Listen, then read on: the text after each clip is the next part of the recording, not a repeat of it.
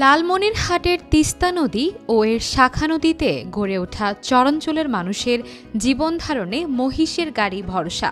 একসময় জেলার ৫ উপজেলার ৪৫টি ইউনিয়নে ছড়িয়ে থাকা এসব চরে বর্ষায় যোগাযোগের মাধ্যম ছিল নৌকা।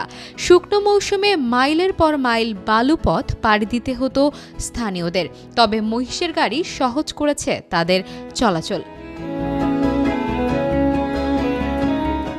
তিস্তার এই চরে প্রায় ৬৩টি এলাকার ২ শতাধিক মহিষের গাড়ি এখন দৈনন্দিন চলাচলের প্রধান মাধ্যম। এতে শুধু যাতায়াতের সমস্যার সমাধানই নয়, কর্মসংস্থান পেয়েছে শতাধিক পরিবার। মহিষের গাড়ি চালিয়ে অনেকের পরিবারে আর্থিক সচ্ছলতা ফিরে এসেছে।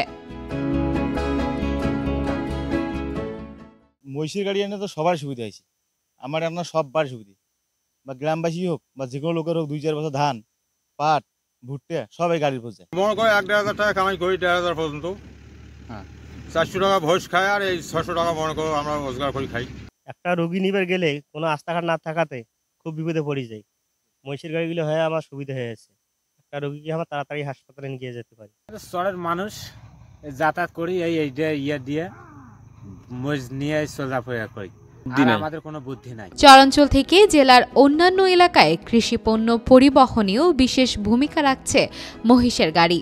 স্থানীয় জনপ্রতিনিধিরা বলেছেন, এ ধরনের কার্যক্রমকে টিকিয়ে রাখতে ও গাড়ি চালকদের সহযোগিতা করতে উদ্যোগ নেওয়া হবে। মহিষের গাড়ি দেখা যাচ্ছে আমার এই ৪টি ওয়ার্ডে প্রায় শতাধিক মহিষের গাড়ি, ঘোড়া গাড়ি এবং মহিষের গাড়ি মিলে আছে, এবং তাদেরকে আলাদাভাবে আমি একখানে করেছিলাম, এবং তারা যখন যে ব্যাপারে সহায়তা নিতে আসে, গোখাদ্য থেকে শুরু করে পশুখাদ্য এবং গাড়ির যন্ত্রপাতি সার্বিক ব্যাপারে আমি সহায়তা করার চেষ্টা করি।